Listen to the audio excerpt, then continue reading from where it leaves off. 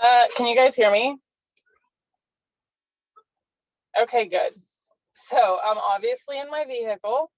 This is me being so dedicated to this space. But it did like something weird. When I unmute, I like can't hear anything. So I don't know.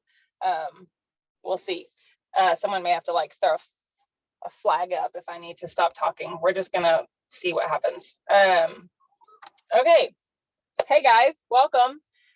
This is what's so cool about Zoom is you can do it from anywhere. I'm at a T-ball game, but I'm here and I'm gonna talk about the thyroid because it's important. It's a big deal. I know just looking through the chat, like a few of you are like, my thyroid's trash, like something's up with my thyroid. And we hear that so often. And I don't know if you've like been down the world of trying to get your blood work for your thyroid, but like it is a confusing, hard to navigate thing because there's like all these ranges. I'm sure you've heard that word and you're like, what does that even mean? So it's not just this black and white situation. So let's just jump in. I'm going to try to simplify this a little bit and just talk about what I feel like are the basics. And you guys just ask questions. I am also on my phone, so I can't see the chat super well when I am on speaker mode. Yep, Sarah Loveland, you got that. Okay, so what is the thyroid? It is a butterfly-shaped gland in your neck. Okay, it's at the base of your neck and it sits below your Adam's apple. So when we talk about putting oils on to support your thyroid, there it is right there.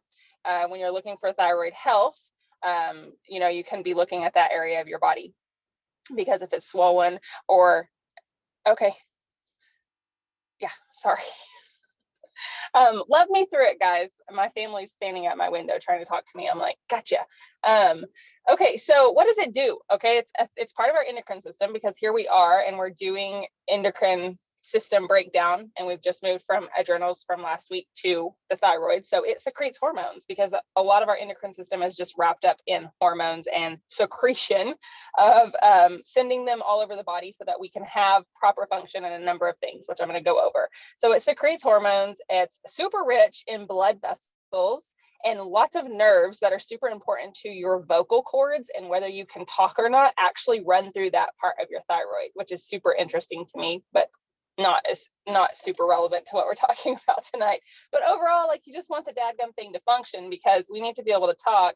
We'd like our hormones to be normal, and when things get out of whack, everything starts to fall off, which is the main thing I want you to take away from tonight. So let me say this one real quick, and then I'm going to jump into the details.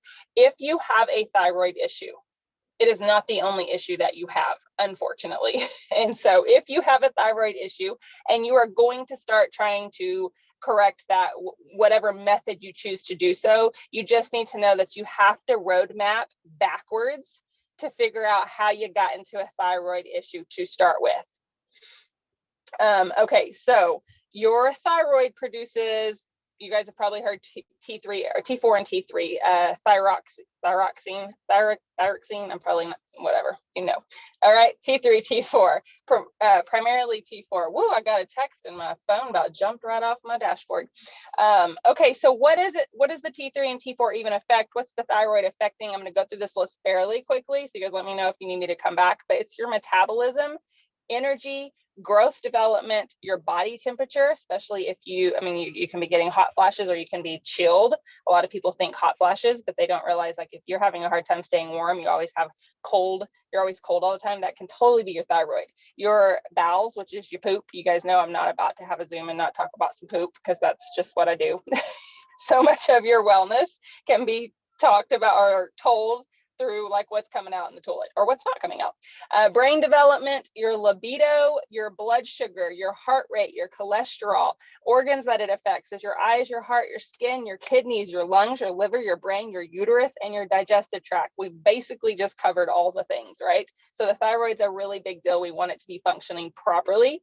The way it works is your pituitary gland, which is part of your endocrine system, will release TSH. This is kind of like technical stuff that you don't necessarily have to know, but kind of can be helpful when you're trying to figure all this out. And it tells the thyroid to make T4. Okay, that's your thyroid hormone. Your T4 has to be released and converted into T3 active, which is another kind of hormone. Okay, so poor conversion means poor effects, and then the thyroid starts to get into some trouble. You can mark this down. We're going to talk about this in just a second, but 60% of your T4 is converted to T3 in your liver. You guys know I'm like forever going to talk about liver health, because if you haven't noticed in our oily undergrounds, like it is brought up under every situation that we talk about. And I think it's a horribly overlooked organ. We just think like that sucker can regrow itself. What kind of support does it actually need? It needs a lot of support, because it is helping you process emotions.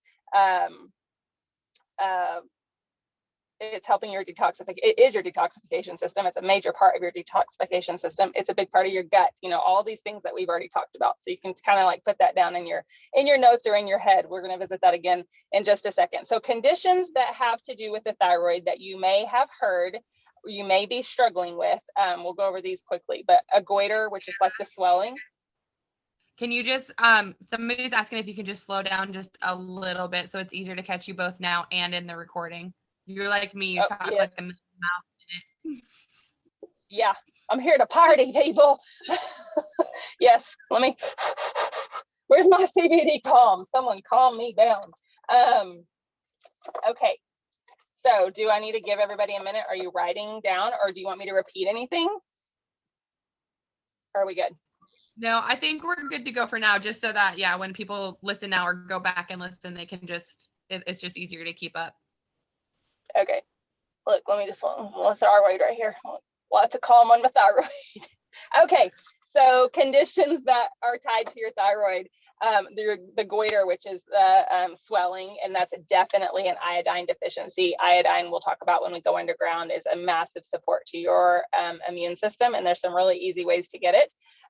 But that's where I talked about earlier, like I've literally sat across the table from somebody who's having like health issues, and their neck is like swollen, and it's like, it almost looks like someone's fist is right here. That's what that is. And the thyroid will start to like get bigger and bigger and bigger the more stress that it's under. So that's what that is. Thyroiditis is the inflamed thyroid, which is crazy because there's all these different conditions with your thyroid, but yet they're all very similar. So I'm almost like, why do we have these diagnoses? Like, why do we not just fix the problem? But inflamed thyroid, very much leaning into autoimmune, and can be a viral issue. So viruses are going to definitely affect your thyroid. So you need to think about that when you get sick, when you have a virus, the things that you can do for your body for it to recover and be functioning properly. A lot of times we get sick and we get a virus of some sort, and we're like, oh, let me get some, whatever, vitamin C, Ninja Red, and then it's like, oh, I'm better now, I'm done. But what happened to your body? What did your system go through while it put out the effort to work and fight that virus off? It goes through minerals, it goes through stress hormones, which I'm about to talk about, going up, which is going to drop your thyroid hormones. So viruses have a big effect on the thyroid that we just don't even think about. So hyperthyroid, hypothyroid. Hyper is excess hormones, which is often caused by Graves' disease or nodules, or also thyroid conditions. Hypo is low production, which is definitely autoimmune, and almost always strongly environmentally impacted. So lots of times you can start to really do the reverse with your hypothyroid. Graves, I mentioned, autoimmune. Thyroid cancer, self-explanatory. Nodules are going to be like the little nodes basically on your thyroid that will excrete an excess hormone, which is when we really start to get off. A lot of times the medical world will tell you these are harmless, but they're not, because it's going to throw an imbalance in things. So when you have a nodule, if your doctor tells you that and they tell you it's harmless at the moment because it's not currently causing you a really big issue, but it's going to. So don't ignore it just because it's not something that's like life-threatening right this second. And then we have what's called a thyroid storm, which is severe hyperthyroidism and Hashimoto's. You guys probably are really familiar with that one. That one's like a hot topic. It's an autoimmune that literally attacks the thyroid. Okay, so I mentioned your T4 is converted to T3 in your liver, 60% of it is. So that's your main hormone, and it converts to the T3 active hormone, which it has to go to that T3 active for your body to use it. Like, how complex are we? I feel like the thyroid is super extra. Like it's that, like, I'm only going to do this much, and then like the liver better take over, or like whatever, I'm on my, you're on your own. I'm just going to sit here and be cute with its butterfly shape. So it has to be converted, and it can't do that if the liver is struggling. So there's all these things that we've talked about before that cause stress on your liver. So supporting your liver and making sure that it is happy, clear, clean, not, bogged down with your environmental toxins is going to be huge. And when we go underground, we can talk about like really great things, but all your Juva stuff, all your citrus oils. So anyone that's new here, Young Living has an entire line of Juva products: Juva Flex, Juva Cleanse, Juva Tone, Juva Power. You get the point. Anything that starts with the word Juva is going to be super supportive to your liver. Citrus oils are phenomenal for helping to cleanse the blood that's running through the liver. I'm talking fast again, aren't I? Sorry, this gets so excited. And then Ningxia Red, you guys. It's always gonna be the thing that I'm like, this is a no-brainer. Everyone should be drinking Ningxia Red. You can really support every single system in your body. I'm not kidding you. When you drink Ningxia Red, you are supporting every single system in your body. That's like this magic juice.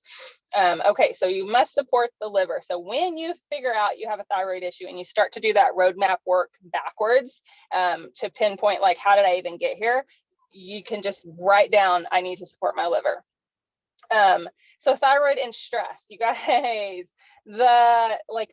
was listening to a book once that's like by a phenomenal doctor, and he made a really good point that is absolutely truth, and I have quoted it over and over ever since. Every single disease, every single illness, every single bodily like wellness challenge that we have is 100% rooted in stress, because it's either a physical or emotional or an environmental stress. So everything we talk about technically is stress, but when we have stress on the body of any sort, it has to respond in some way to literally save you. And we know this is the fight or flight. So when you have stress on your thyroid, we have extra cortisol levels that go up. And when the extra cortisol levels go up, the body will go and focus on that. It's like, oh, these levels went up, and it's like, man, I can only do so much. I got to go focus on this. And so it's no longer working to convert your T4 to T3 active. Instead, it starts to send the T4 to what's called a reverse T3, which is not the way we want that T4 to be converted. We want it to be active so our metabolism stays up, so that we're sleeping properly, so that our heart rate is normal, so cholesterol doesn't rise, so our hair doesn't fall out. But when our cortisol level stays up too long because of stress, the body's got to go focus on that. And so if we start creating T3 reverse instead of the T3 active, then we go into what's called a chronic stress response. And the body literally will stay there and start to lose function for as long as it can. And then eventually you start to see like autoimmune stuff kick in, because the body's like attacking itself, because it's literally like, I just can't anymore. So thyroid and hormones, because obviously, this is our endocrine system, the thyroid secreting hormones. It's got to be communicating with other hormones in our body. So extra estrogen, and we can do like an entire call on the way estrogen works in the body. So I'll just like touch briefly on this because it can get very detailed. What can even cause you to have like extra estrogen in your body? So a lot of times when we show up with extra estrogen, we're actually not even making estrogen. And so we assume like, oh, my body's making too much extra estrogen, but maybe your body just got the wrong messages. So things that can cause you to show up with extra estrogen can be xenoestrogens. It can be fragrances, soy, BPA, parabens. These are things that get into your bloodstream that you take on through, breathing a candle, putting perfume on, putting makeup on that has fragrance in it. I mean, the list is really long, and we've discussed some of those environmental influences. So those things can get into your body. They act as a xenoestrogen. The body gets really confused and it thinks that it's an estrogen. And so it's like, well, I better stop producing estrogen because we've got like all this extra estrogen in the body. And so when that happens, it causes higher rates of a thyroid antibody to be released, which triggers like an autoimmune response. And then that antibody literally goes and attacks your thyroid, and it increases your TSH from the pituitary. If you don't remember, I said the pituitary drops TSH, which then triggers T4, which then goes to the liver and turns to T3 active. And as long as that happens peacefully, then everything is great, and you have a great sex drive, and your metabolism is good, and your hair's not falling out. Okay. But when that little system gets messed up, then things go awry. So if we have like a messed up estrogen progesterone dump, well, then the pituitary gland is no longer creating TSH the way we want. It's either creating way too much or not enough. And then the whole system is out of whack. This is why the roadmap backwards is super important. This is why if you have a thyroid issue, you have an endocrine system issue, you have a liver issue, and you probably have a gut issue, which is what we're going to talk about next. But first, birth control. I mentioned soy. You guys, soy, it wreaks havoc on your thyroid, okay? So if you are consuming soy, that's your business, but you should also be supporting your thyroid.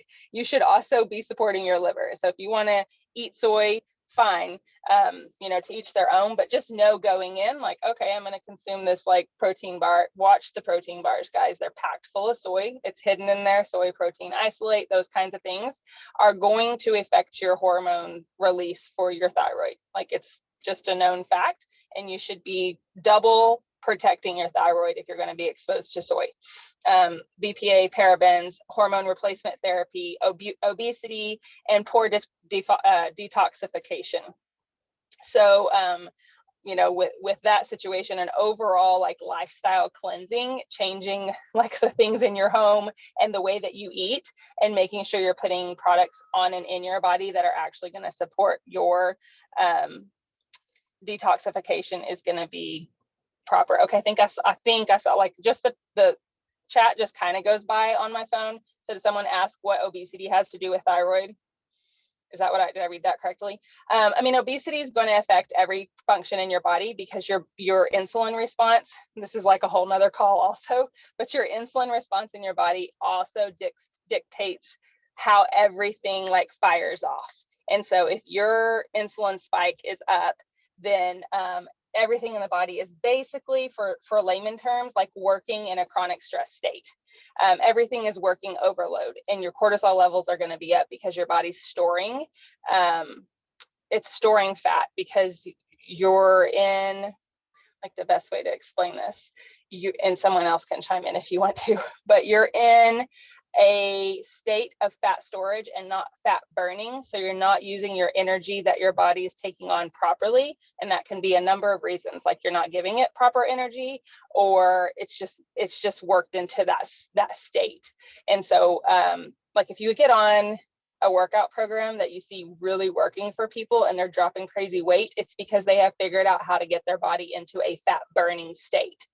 And there's ways to do that. But as long as you're not in a fat burning state, you are storing instead of utilizing energy. And that's when obesity comes on. Well, that's the body being like, whoa, I can't even like do this whole TSH, T4, T3 thing because I got to go over here and focus on this stuff.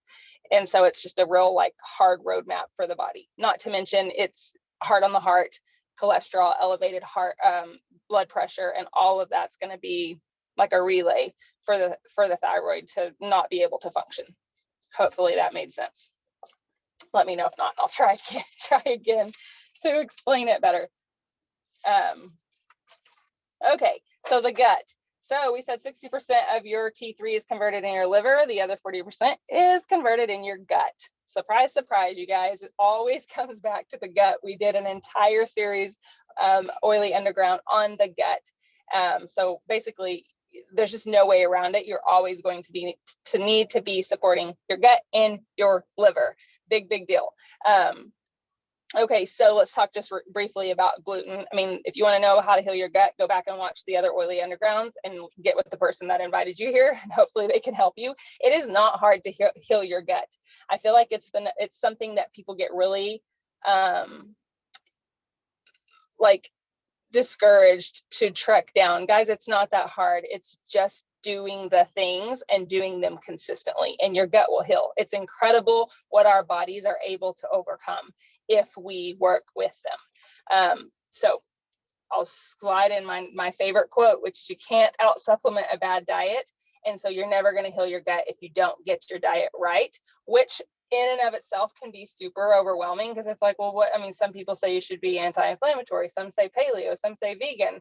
That's like a whole nother call also, but it's not that difficult. I would be happy to work with any of you that are like trekking down that. And we just did a couple of calls the other day that are recorded on nutrition. So that's an easy link to share also. Okay, so gluten. The reason that people with thyroid issues really have to be careful with gluten is that your thyroid tissue contains a protein that resembles the same protein that's in gluten. Okay, this is like crazy mind blowing.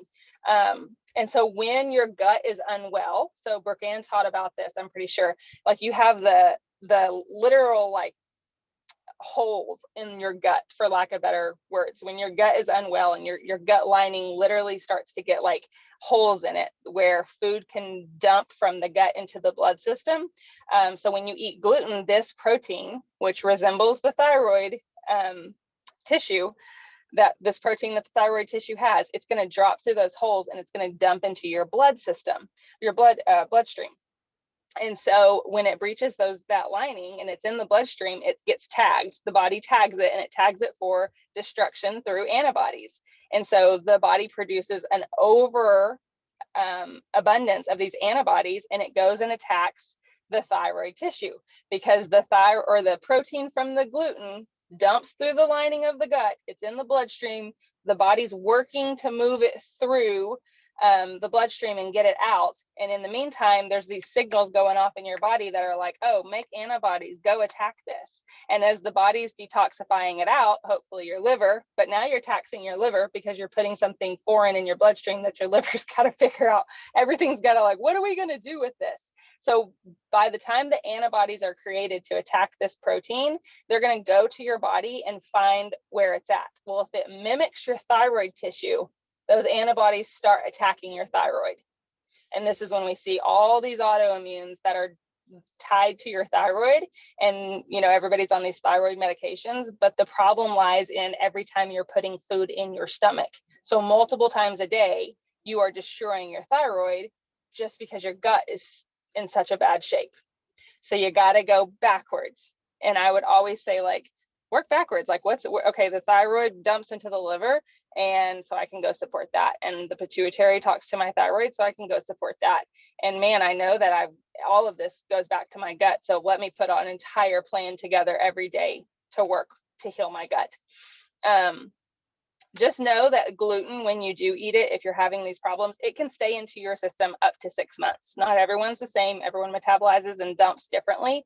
But when you are doing a clean out and looking for changes, this is not going to be like a, 60-minute turnaround. You can't go like pee out the gluten or poop out the gluten. You've got to do the process of waiting out the body, healing the body while you're waiting for it to dump however long it takes you to do so.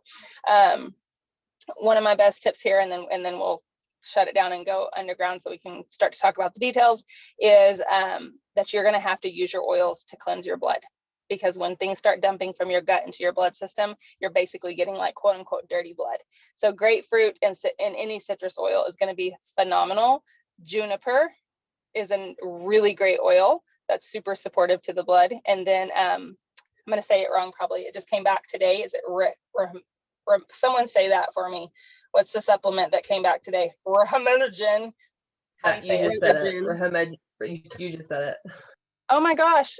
Get me a cookie? Y'all, I can't say hard words. And I just did. I want to protect your gut and your thyroid, so no cookie. Oh, that's true. Man, I got dried mango. I can go for that. Okay, so that's the basis. Are there questions that I need to answer? Or that we need to answer?